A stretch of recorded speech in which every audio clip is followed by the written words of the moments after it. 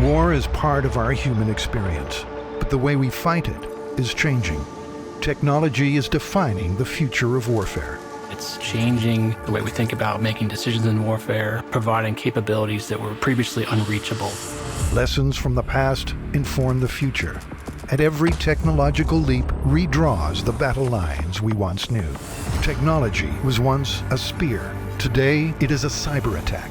The amount of interconnected technology has fundamentally transformed the operational environment. Familiar domains grow increasingly complex, and the race to dominate the ultimate high ground has begun. In the same way we think about sea power, we need to start thinking about a strategy for space. As machines take the reins, the speed of warfare accelerates ever faster. Technology has always shaped war. Evolution has always happened. In war and in society, it will continue to happen. War has always shaped humanity.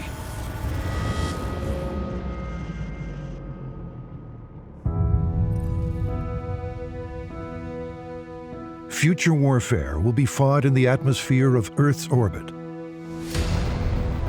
Humanity's growing reliance on space ensures militaries maneuver at light speed to conquer it. To dominate space is to dominate Earth.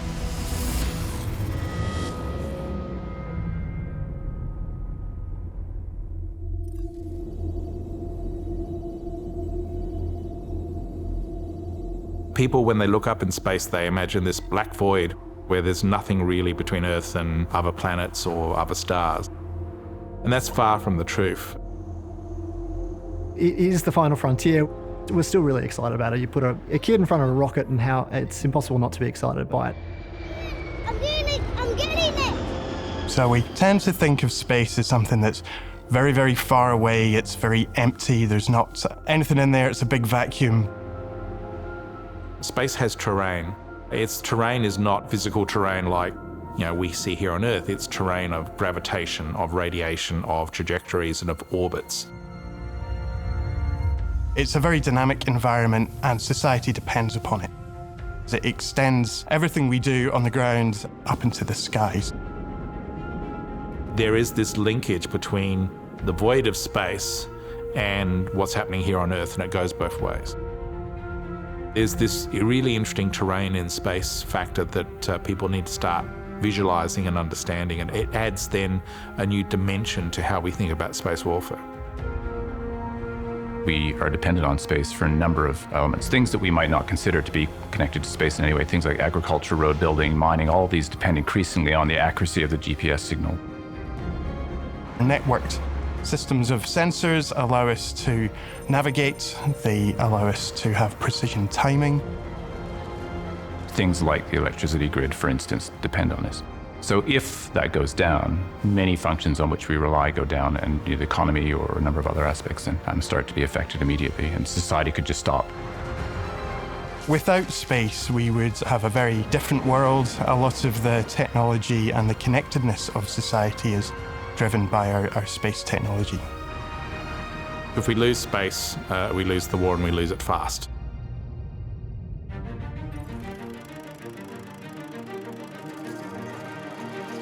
Ancient humanity worshipped the sky above. They learned that celestial objects played a part within the universe and daily life. Recordings of zodiac constellations were made by both the Chinese and Babylonians some several hundred years before the Common Era. Explorers began to use the stars to navigate. And then, in the early 1600s, Galileo Galilei tilted his telescope toward the stars and saw deeper into space than any human ever had before him. There's only a few things that you can do in space or to space. You can look at things, so you can have optical telescopes, and that can either be from space looking at the ground or from ground looking at the space. You can listen. You can broadcast into space, connect the satellite, and then broadcast that down to the ground, or likewise from space you can transmit. From the ancient world to the modern era, humanity's fascination with space began when we turned our gaze upward. It wouldn't be long, however, before humanity began wondering how to conquer it. But to conquer it meant we had to venture into it. This possibility began only several decades ago, when technology allowed us to skirt the atmosphere. The military have always been interested in space. From World War II with the V2 rocket that really marked our first efforts to leave the Earth's surface and enter orbit. The Kármán line is an area between the Earth's atmosphere and outer space. Here, where the atmosphere is so thin, soared the German-developed long-range guided ballistic missile, the V2. Designed to target Allied cities such as London in World War II, powered by a liquid-propelled rocket engine, the V2 rose beyond the Earth's atmospheric threshold, making it the first human-made object to travel into space. The space race began at the end of the Second World War, and in particular between that great power rivalry between the United States and Soviet Russia. Both the Soviet Union and the United States recognized the obvious military advantage in exploiting space. The first steps of the space race were to recruit or coerce the best minds of the time to improve upon existing technology. Recruiting and coercion began post-World War II. At gunpoint, the Soviets seized about 2,200 German specialists, 6,000 family members in total, from Soviet occupation zones to work on Operation Osowiecim. The US, in turn, secretly relocated some 1,600 German scientists for their equivalent program, Operation Paperclip. Among the scientists that America rounded up was Wernher von Braun, who later became the sort of so-called founder of the US space race. Dr. Wernher von Braun, an aerospace engineer and space architect, was at the vanguard of Germany's rocket program. With the Cold War looming, the desire to be first in space, to understand and harness its potential, to assert military might, to display technological prowess, drove the Soviet Union and the United States to push each other fast into uncharted territory, into the outer atmosphere of our Earth. There was this level of competition between these sort of two enemies in the start of the Cold War around rocketry. Scientists working on Operation Osowiecim and Operation Paperclip quickly developed short and medium-range rockets, ICBMs, intercontinental ballistic missiles. And so with ICBMs, they're designed to travel a long distance over Earth's surface, but also, because of that, can go a long distance up. So a really good demonstration of ICBM's power is its ability to reach space. If you can go into space, you can also hit Moscow or Washington. Soon they began to learn more about the Earth's properties and magnetic fields. Even after the lengthy Cold War silence, the Soviets, Americans, and some 65 other countries came together to exchange ideas at the 1957-58 International Geophysical Year.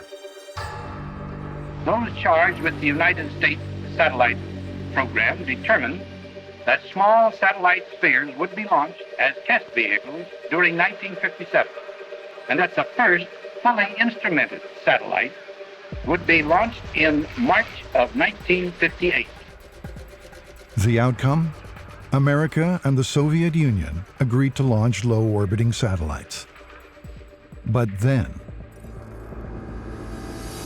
the Russians beat the Americans to the punch, and on 4th of October launched the first satellite called Sputnik. It was launched on a Soviet R-7 rocket and reached Earth orbit. And that came as quite a shock to the US, because first of all, the US didn't realize the Russians had that capability, and also it beat the US into space by about 3 or 4 months. And in fact, it was only after a couple of orbits that anyone noticed it was there.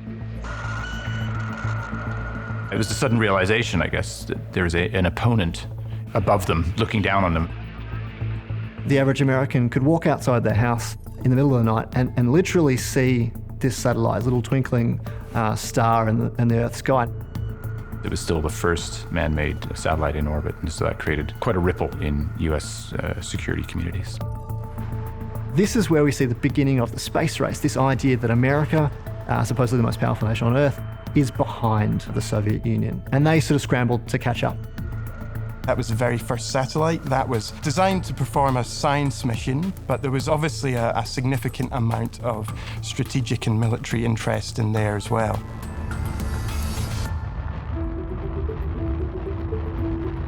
There actually has been quite a large military presence in space right from the very beginning. Sputnik was actually a military satellite. A lot of the early astronauts and cosmonauts were military members. The military are very interested in space for its ability to provide a global coverage. Space and security concerns have been intertwined right from the start. You can fly your satellites pretty much anywhere over the world, and you can use them to look at things, you can use them to listen to things. Sputnik was very much a strategic shock for the United States because it demonstrated the power of Soviet ICBMs and their ability to reach the United States. To communicate with troops and facilitate basically every aspect of armed conflict. Right from the start, space was seen as the ultimate high ground in a military sense.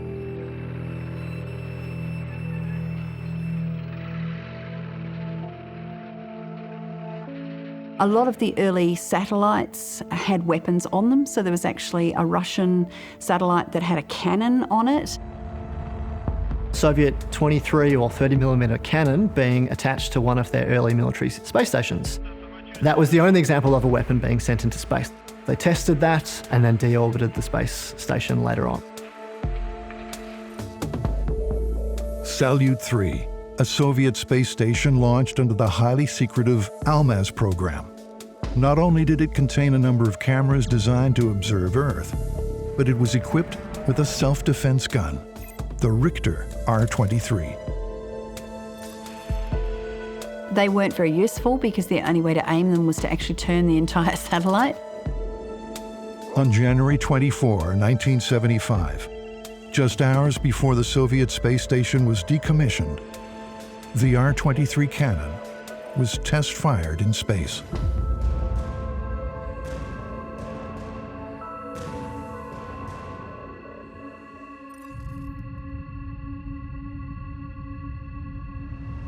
There are already weapons in space. There are some very suspect objects in space that a number of us suspect aren't communication satellites. Weaponizing space is different to weapons being used in space. Surprisingly, there are perhaps fewer examples of weapons being used in space than people might believe.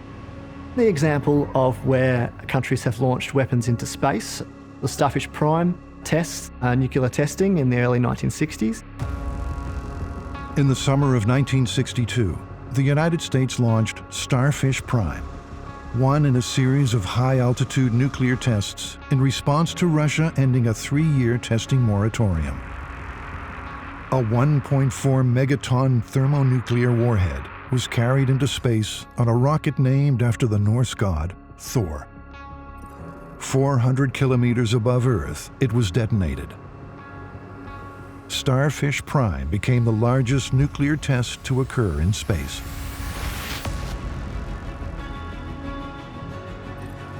However, testing nuclear weapons in space creates an electromagnetic pulse. It can disable satellites and wreak havoc on terrestrial electrical systems and microwave radio transmissions. An electromagnetic pulse at the right altitude can have an impact over a huge area of the Earth's surface and affect a lot of the electronics that are not properly shielded or protected. When human beings started exploding nuclear weapons in space, not only did they find that trapped high-energy electrons formed radiation belts around the Earth, they soon discovered that space debris was now a problem. A lot of the debris sort of linger from that particular bomb, and those debris travelling very fast are very, very damaging to sort of satellites around there.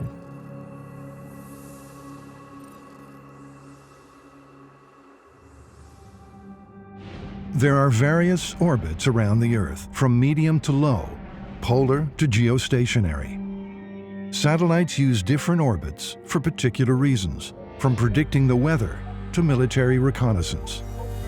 Orbits cluttered with space debris make for perilous space operations. It's important to understand the particular characteristics of space that mark it out from other domains.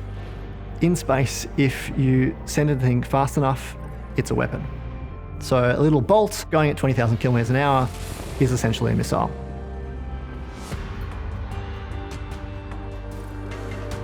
In the late 1970s, NASA scientist David J. Kessler concluded that space debris from tiny objects to large abandoned launch craft or non-functional spacecraft were extremely hazardous to ongoing space operations. As space debris collides, an exponentially increasing amount of debris is created. This is known as the Kessler syndrome. We can see the debris for our continued use of space. Bits of old rocket boosters, screws, even a wrench is being lost in space. There's a lot of different things that space debris consists of. When those hits your satellite, it's going to go straight through it. The energy contained in a 1 centimeter particle hitting a satellite at that velocity roughly corresponds to an exploding grenade. So the consequences of such a hit mean a satellite failure, for larger objects, even a satellite destruction, and fragment generation then has environmental consequences. And despite knowing the risks, space debris has continued to accumulate, not least because of anti-satellite testing. For a very long time, the major player in the space is actually United States and Russia. But in more recent times, and especially in the post-Cold War period, and there are some other emerging power in the space, and in particularly China and India. We haven't had space warfare so far, but when we think about how space warfare might emerge in the future, what you focus on very much is anti-satellite weapons. The sorts of capabilities that China and Russia and India and others have tested to be able to either physically destroy a target satellite or to disable it. Counter-space capability can be divided into the so-called soft kill or hard kill. A hard kill, or kinetic kill, is volatile. It's about obliterating space assets. This usually involves a direct ascent anti-satellite weapon taking out a target. In the 1980s, the Russians and the Americans both tested anti-satellite missiles. They had a moratorium on that for a while. They realised it was in neither of their interests to develop anti-satellite missiles. But then in 2007, the Chinese tested an anti-satellite missile. The 2007 Chinese anti-sat test drew significant response from the international community. It was quite high, so the amount of debris that was created was vast, and it causes us problems to this day. The destruction of the satellite by this test created more than 3,000 trackable pieces of debris, which caused considerable threat to the other satellites in the space as well. The Chinese test is actually a wake-up call for the United States, and which make the United States aware that China had made significant progress in the counter-space capability. From a strategic perspective, you can see why they would want to do that. The United States derives great benefits from its space capabilities. It's one of the asymmetric advantages that the US would have over China. So how does China balance up the checkbook, so to speak? They can do that by developing counter-space capabilities to deny the US its advantages that it gets from space capability. We've seen the Chinese and the Russians and now the Indians test direct ascent ASATs. The Americans did one in 2008 called Operation Burnt Frost, where they took out a malfunctioning satellite in very low Earth orbit. The Indian anti-satellite test was likewise not the most responsible activity to do, partly because they don't have much in the way of ground-based sensors. So they created all of this debris, and then it was a problem for someone else, mainly the US, to keep track of all these pieces of debris and ask everyone to stay out of the way of them. The good thing about space is it's pretty empty, so the distances between a lot of this debris is quite large, and often you can move satellites prior to a piece of debris coming close to them, because of course we can track a lot of this debris using radar down to say a centimetre or lower. We can track each individual piece. European Space Agency figures released in 2020 estimate close to 1 million objects between 1 and 10 centimeters in length, 34,000 objects greater than 10 centimeters, and 128 million objects 1 centimeter or less.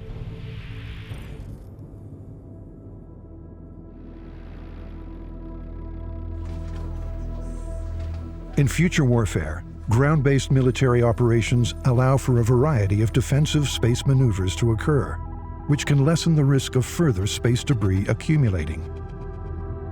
As a result of the problems that could derive from a kinetic strike in space, it's more likely that we'll see soft kill capabilities. A soft kill capability is the interference of sensor-based systems or sensor-based weapon systems. Soft kill, which are the capability which can temporarily disable or deny the use of space capability and by one's opponent. For example, a cyber attack where you just switch it off. You've not hit it and caused it to fragment into thousands of pieces. You've just stopped it from working. Things like spoofing, jamming, or maybe dazzling with a laser or blinding a satellite. Illuminating the satellite, but with enough power that it would blind the satellite. So optical sensors, for instance, could be overloaded, and that's why we say dazzled.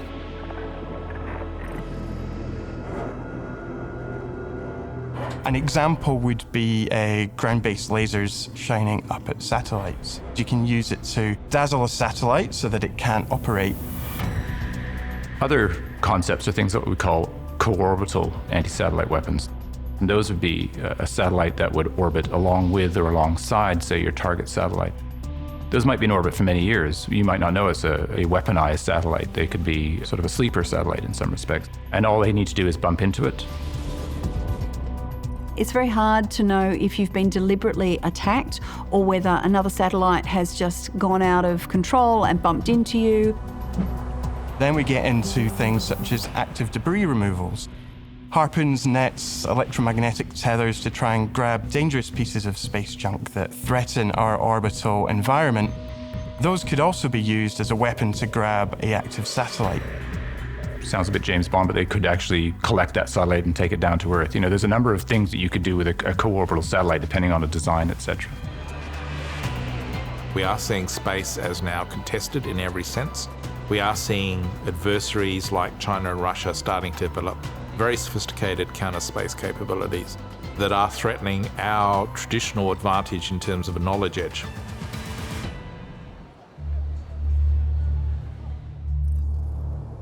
A soft kill may have its advantages in reducing space carnage, but it also opens the doors to a new series of potential vulnerabilities. The more states are dependent on space, the less likely it is that they will be starting to throw around kinetic capabilities in space and be looking for some of these jamming or dazzling or those kind of capabilities. And then you can perhaps deliver to the enemies a great deal of disinformation via their own satellites if you're able to hack into them. Basically, it's designed to disable rather than physically destroy. And that has real advantages because it allows a degree of deniability. There are a lot of challenges around attribution, particularly around countries, particularly America now, who's saying that any attack on a satellite would be an attack of war on them, and that has a compound effect. We need to have a factual basis to determine that we have been interfered with in an intentional way, and an evidentiary basis. How can they be sure who their adversary is? Do they just randomly pick a country? What warfare looks like in space is really hard to predict. We can see the kinetic effects of some of these kind of weapons, but there might be a number of other methods that we just aren't really aware of, or if it happens, we're not sure. Is it space weather, or is it perhaps, a malicious actor? We're not quite sure exactly who's doing what.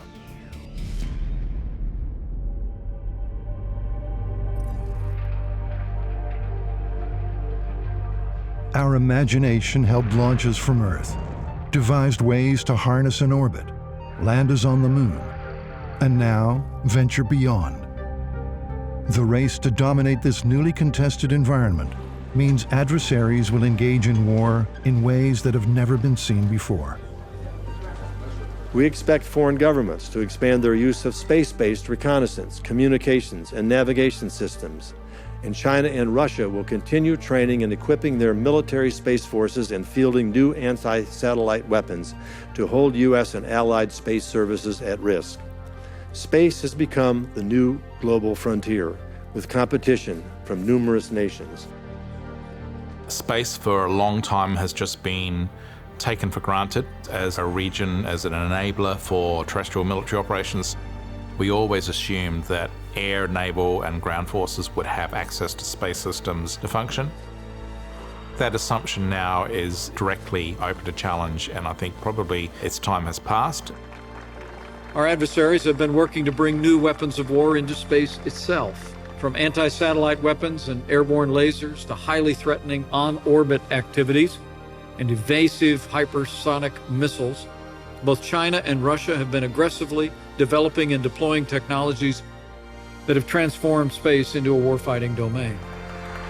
In the space domain, the rules of engagement are being laid down, and one of the most important factors is speed. The emerging field of hypersonic weapons has challenged the idea of what weapons in space may look like, as well as what methods of defense may be required against them. Railguns launch projectiles up to 100 miles at a hypersonic speed of Mach 7. Using electromagnetic force, highly charged electrical particles generate magnetic fields. These magnetic fields propel sliding metal conductors, which launch the missiles toward their target.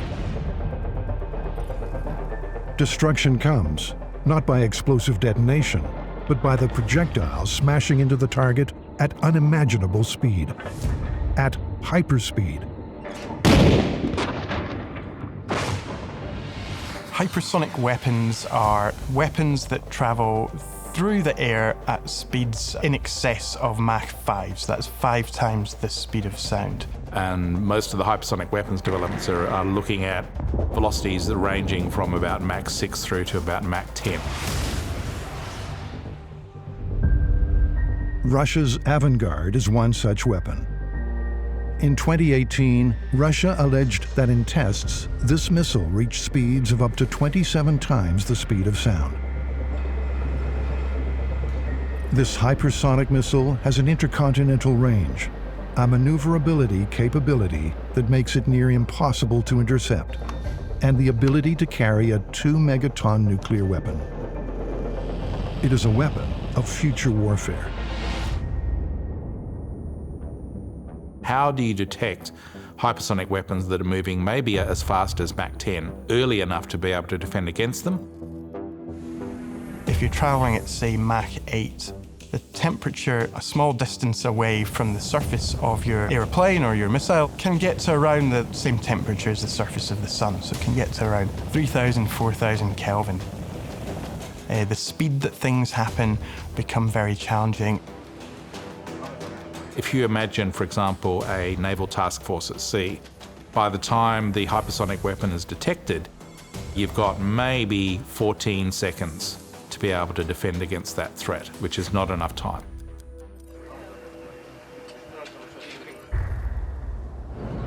If future warfare happens at hypersonic speed, one measure of hope against a missile traveling at such incredible velocity is for a space-based series of sensors and defensive systems to recognize a threat and respond rapidly. Having something like AI on board that's able to monitor the system and predict when something's going to happen before it happens and take mitigating issues would be very beneficial. As we start to then get, say, major opponents trying to take down space capabilities, that could be catastrophic again for all these ground-based services that we depend on now increasingly. And that's a really debilitating scenario. And you see the potential then for what people call a space Pearl Harbor, whereby an adversary can maneuver anti-satellite weapons close to their targets and then unleash a decisive strike prior to or at the outset of a military conflict to disable critical capabilities and leaving us, in effect, deaf, dumb, and blind.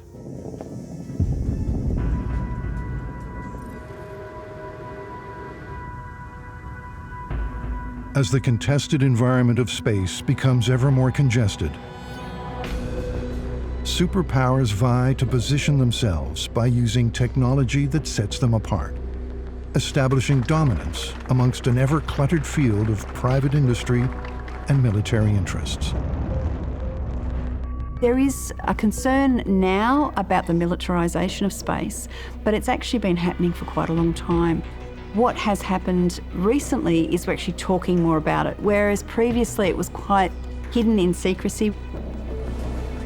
China actually realized that the United States has a far stronger and superior military space program and capability.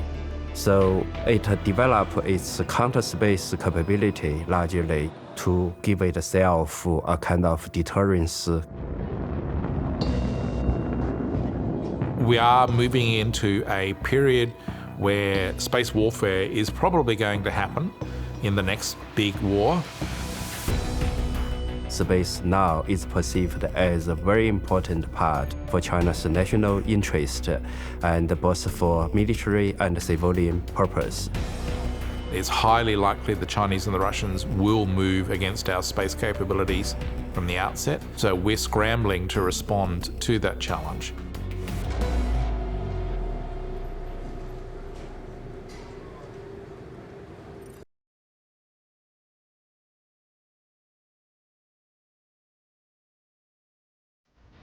Superpowers are invested heavily in space. In 2017, China's space and military budget was close to $9 billion. Russia's was about $3 billion. In 2020, the U.S. Department of Defense requested just over $14 billion for space programs. The money is spent not only on space exploration. Much of it is dedicated to developing military capabilities which give superpowers an edge. The key to success in future warfare is really gaining and maintaining an information edge over an adversary. And critical to that is, of course, space-based capabilities for command and control communications and computers, intelligence, surveillance, and reconnaissance, the so-called C4ISR factor. At the moment, the focus is on quantum cryptography and quantum communications. The Chinese have deployed a satellite called Militarization, which is designed to test quantum communications by sending quantum entangled photons along long distances. In late 2016, China launched the quantum-enabled satellite Militarization. They sent 2 quantum entangled photons at a distance of about 1,200 kilometers in 2016, which was the longest that anyone's ever done. And it forms the basis potentially of a ultra-secure satellite communications system and quantum internet in the sky that would give the Chinese military a far more sophisticated C4ISR capability than what we would have if we don't develop this. Militarization delivered encrypted, unhackable communication through the transference of minute subatomic particles of light. These light particles then travel by laser across space toward precise targets on Earth. Certainly the military implications are that they would have a command and control communications system based on quantum communications and cryptography that we couldn't break, that we couldn't eavesdrop on, so therefore we couldn't understand what it is they're doing in terms of their command and control, and that's pretty significant.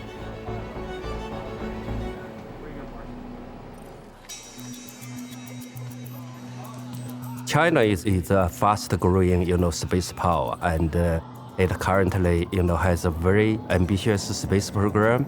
And even if China is a later comer in the space, but its capability growing very quickly. You're going to see probably the Chinese push ahead with a second-generation quantum communications system We have new satellites to test even more sophisticated application of this physics. And they might beat us to it in terms of quantum communications and quantum internet. But over time, and China and the China space program has been driven by more concrete commercial, economic, and also military interest. You really want to see what the future of warfare looks like. You look at Google and Facebook and Microsoft and SpaceX and so forth. And you look at these civilian technologies and how they can be applied to military purposes. And quantum computing is one area. Artificial intelligence is another area where the Chinese have a huge lead.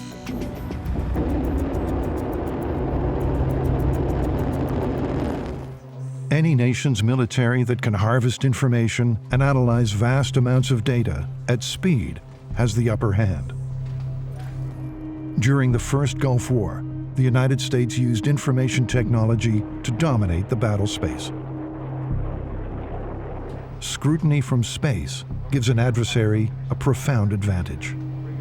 So if we say information is power, we can see this perhaps shifting to what we call new space players or commercial entities. We're looking at the prospect of constant sort of 24/7 global surveillance in high definition at any point on the globe.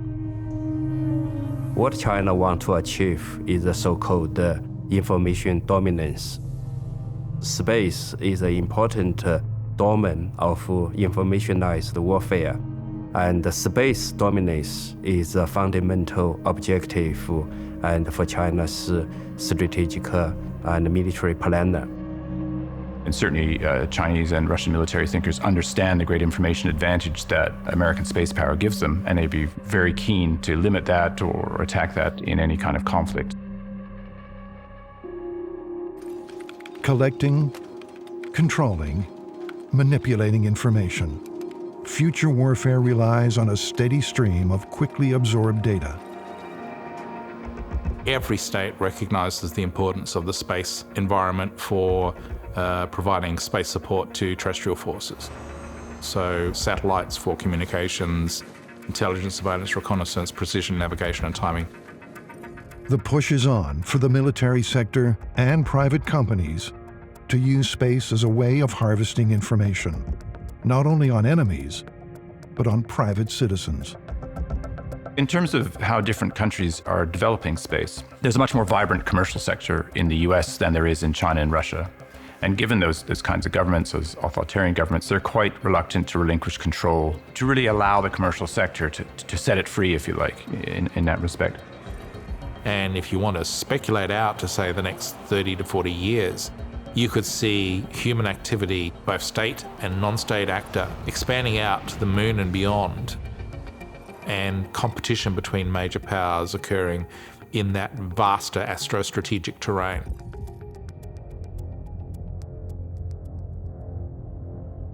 Space is contested by superpowers, private companies, even individuals.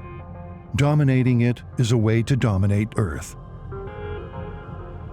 But as in every skirmish across all domains, military engagement seeks to follow an established set of guidelines, ethics, rules. As we've thought about ethics over thousands of years, we've recognized that the environment does matter.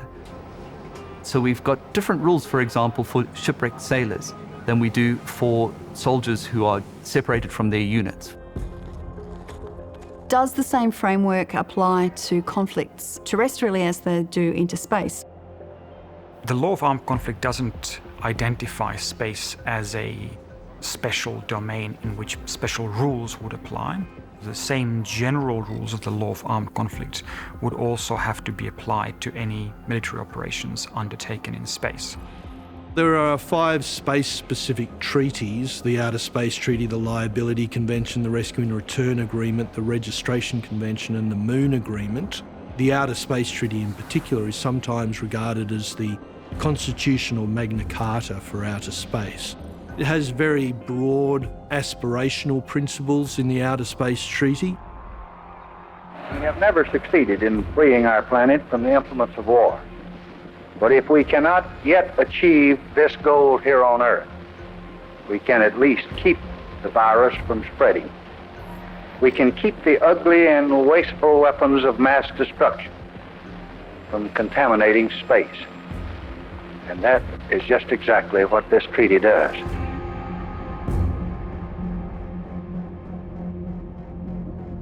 And one of the really tricky questions is how those specialized space treaties interact with the general rule of the law of armed conflict.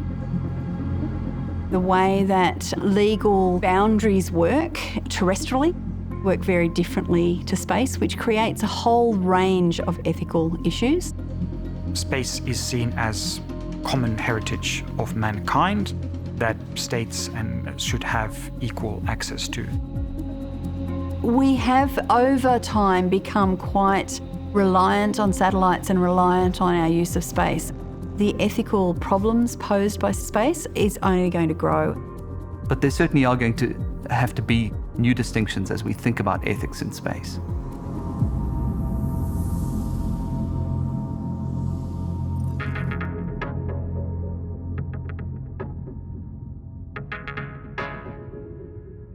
In space, battle lines are blurred. The dark side of the moon exploited. Within this void, military capabilities mesh with the interests of private stakeholders. Instruments of information, from spacecraft to satellites, are mobilized for war, business, pleasure. Private sector is now entering, and Elon Musk has got plans for passengers and all sorts of private enterprise activities in space. I'd like to introduce the first paying customer of VFR, Yusaku Miyazawa. Please come forward. Yeah. Thank you, Elon. Opening up the commercial launch segment has really changed the whole face of what we do in space and what you can use it for. We're in a new space race with a lot more actors. With Earth's natural resources being depleted, space represents an unmined opportunity. There are three reasons that countries might expand their empires. God, if we want to spread our particular religion. Gold, is there money there? Can we make money? Spice trade, those sorts of things, finding new resources. And glory, does this reflect our national prestige? America and Russia fighting for that sense of national prestige, that sense of national power. Very importantly, I'm hereby directing the Department of Defense and Pentagon to immediately begin the process necessary to establish a Space Force as the sixth branch of the armed forces. All trying to find that sweet spot between how they can find their advantage, both in the commercial and the national and probably the military side of things. In future warfare, a space asset is a nexus point, where state, civil, and military interests combine, an intermeshing of space operations with the private sector. Suppose Elon Musk succeeds in getting one of his ships to some neighboring planet where there are very worthwhile and valuable materials. Where we are right now is considering the exploitation of space for private gain by corporations. Should this just be left to the free market, or should states have some say in what happens up there? And if you say states should have some say, then the question is, which states? There might be some considerable disputes by other states at a single private individual. Ignition, liftoff.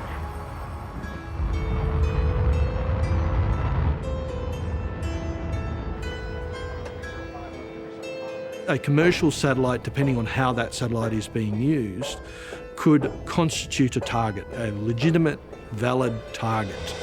But what happens if a neutral state is one of the parties that are engaged in or involved in that satellite?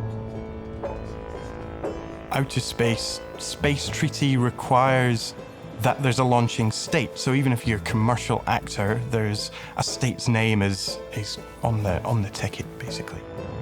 So much of sort of space coexists between this military space and the civilian use. And so those two have pretty much comfortably, or with a little bit of tension, coexisted since the start of the space race.